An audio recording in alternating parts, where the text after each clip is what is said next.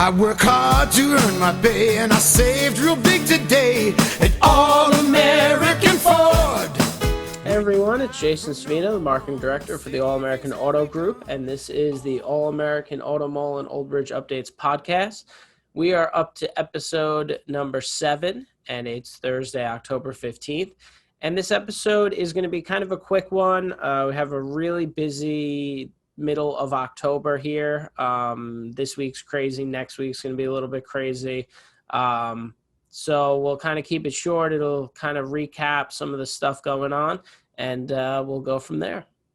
So last week we talked about the Mustang Mach-E, the new 2020 all-electric Mustang SUV model that's coming out towards the end of this year, should be in December. I dove deep into everything related to this Mustang Mach-E and specifically focused on the Road Tour show that is going to take place here next week on Thursday, October 22nd. So we're going to have 2 Mustang Mach-E's here on site. It's going to be a nice little outdoor event. We're going to have some representatives from the Ford Mach-E team here to do one-on-one personalized walkarounds. There's a lot of information on our All-American Ford and Old Bridge Facebook page, and there's an event for it as well. And in that event, you can save it to your Facebook page, and you could also register for the event to ensure that, you know, there's open time slots for the one-on-one walkarounds. So check that out, and I definitely hope to see you guys come out next Thursday for that. So right now, our big 2 events that are happening that we're helping out with and or hosting is the Pet-A-Palooza Video Series. So I'll talk about that in a couple seconds. And the other one is with Jar of Hope, our main charity partner, and our good friend, the CEO and founder of Jar of Hope, Jim Raffone. And he is embarking on this crazy journey right now from Washington, D.C. to here in Old Bridge, New Jersey, where it's this record-breaking 260-mile walk. Him and a small team are doing it all on foot and over an 8-day period. So they're in the middle of it right now. Right now, they're probably somewhere in Pennsylvania. They're making their way through some municipalities and communities and stopping along the way at some Ford dealerships as well, which we help them get in touch with to further amplify this race or this journey and really bring the most awareness possible during these 8 days, as well as fundraising. So I know a couple days ago, Jim had posted when he was in Baltimore, he stopped at a Ford dealership called Bob Davison Ford in Lincoln. My father is good friends with a lot of Ford dealers because he's been on, some dealer boards and stuff like that. So through the years, you kind of get to know each other. And he's good friends with one of the owners over there at Bob Davison Ford. And they came through in just an incredible way bigger than our expectations were for any Ford dealership. The pictures are online. There's a Facebook group that Jim and Jar of Hope created called DC to All-American Ford /Team Jamesy 24/7. So you could find that if you go on the All-American Ford and Old Bridge Facebook page. It's throughout my news feed because I keep sharing stuff to our company pages on it.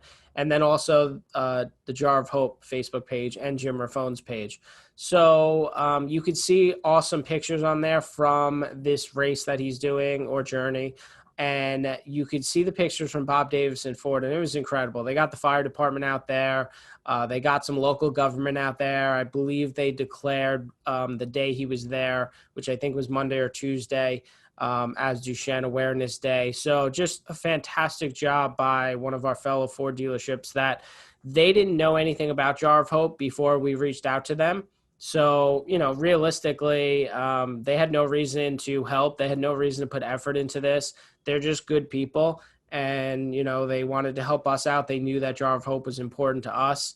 And they just wanted to help out, a community aspect here on the East Coast where, Jar of Hope is so big and really branches out far. And now it's, going to be big in Baltimore because I think the area came up big for him. So check out those pictures. That was a great thing to see. So Jim's walk is ongoing right now. Definitely follow it on Facebook. and it ends on Monday, October 19th. So we're coming up to it, where he'll arrive here at All American Ford in Old Bridge around noon. So if you're around that day, stop by. There's going to be a nice celebration here. We're going to present a large check to him for money that we were able to raise through the dealership. So we'll do that check presentation quick, and then we're going to grab a bunch of our staff and join his kind of group that's going to be walking this last 5K of his journey. So we're going to walk over to Lombardi Field in Old Bridge. It's about 2 to 3 miles, I believe. We're going to have a police escort down Route 9. It's going to be really nice. We're going to arrive at Lombardi Field around 2 o'clock. That's the plans right now with the timings of everything. And there'll be a little celebration there. There's going to be the official finish line. Jim will say a few words. There's going to be some other cool stuff there. So we recommend everybody coming out, and it'll be a really fun time. And, Jim has embarked on this crazy journey to raise awareness and funds. And I think it'll be nice if a lot of people come out and celebrate. So we'll certainly be there as a dealership. The Savino family will certainly be there supporting him.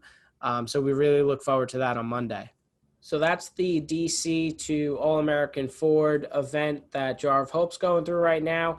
The other big thing we have going on this month, and we also have a couple other big things, and I'll talk about that probably next week, but the one that's ongoing right now is the Petapalooza Video Series. So our Subaru dealership here, All American Subaru in Old Bridge, and the Savino family, we always go big for pets and pet adoption in October, which is Subaru Loves Pets Month.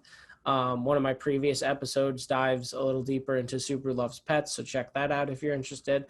But basically every year we have a really nice adoption event here at the dealership. A lot of pets get adopted, which is great. A lot of exposure for some of these local animal shelters.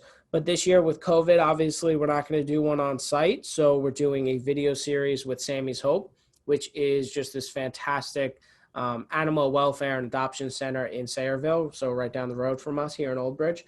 And we're doing this video series with them. It's a 4-part series every Thursday in October. It started last week. So today, episode 2 comes out.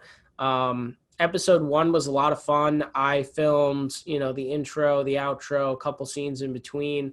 But the bulk of it was Sammy's Hope's pets and what we're calling pet highlights. So, they did anywhere from 15 to 60-second segments on pets that they wanted to highlight that are up for adoption. So really great information, really great job by Sammy's Hope with what they were able to film with their volunteers. Kind of on short notice and, a little bit different with COVID where we weren't able to send out our video crew to them. So they were able to kind of produce some good stuff. So definitely check out episode 1. We had a great time with it. It was highly successful, and I'm going to talk more about that probably in episode 2, which launches today at 3 o'clock. And I'll talk about it more on the podcast episodes moving forward. But so far, a ton of animals have gotten adopted from Sammy's Hope, which is great. A lot of them that were in that episode 1, so that was great to see. And it's just a lot of fun. I love this idea that we came up with the video series, but we'll see. We'll see how we're able to continue it past October and past the 4 episodes. So more on that later on. And also, I really want to call attention to a great video that my marketing team, mainly our main video guy, Mike, did was my bloopers from episode 1. So I admittedly am not good on camera.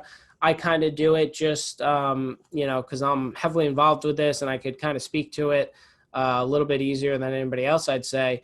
But I'm not good at kind of relaying lines and going off scripts and stuff. So he put together an incredible collection. I think it's 2 or 3 minutes long of bloopers just from episode 1. So that's all over Facebook. So definitely check that out. That's on our YouTube pages as well. If you want a good laugh, and it's at my expense, but I'm completely fine with it. I've watched it a million times. I think it's hilarious. So really good video footage so far from the series, and very excited to move it forward in the coming weeks.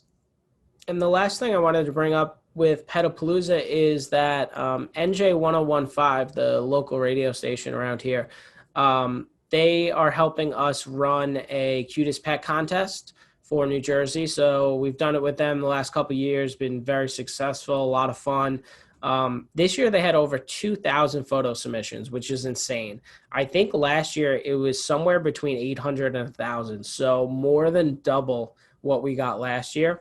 And so NJ1015, they took the time to kind of go through each one, and they whittled it down to 10 finalists that you could vote on. So voting's now open through October 26th. So plenty of time for voting. So check out the NJ1015 website, check out their social media pages, check out the All American Subaru social media pages because I've shared it.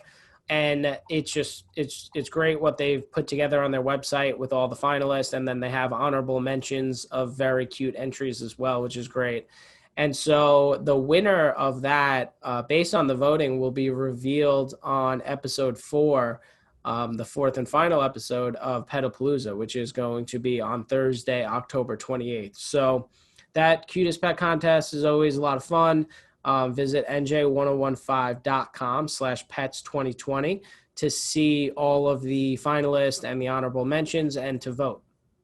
And moving right along to kind of close out the episode, as we do with all of these episodes so far during the NFL season, is kind of make some picks against the spread. I've been having pretty good luck so far. Last week I went 2-1, so it brings the total to 10-5 overall, which is very good against the spread. So I'm happy with that so far. I do them in tiers of confidence level based on the size and performance of our Ford models. So I have the Shelby F-150 pick of the week. That's my most confident pick. I actually lost that last week with the Bucks losing to the Bears on Thursday night.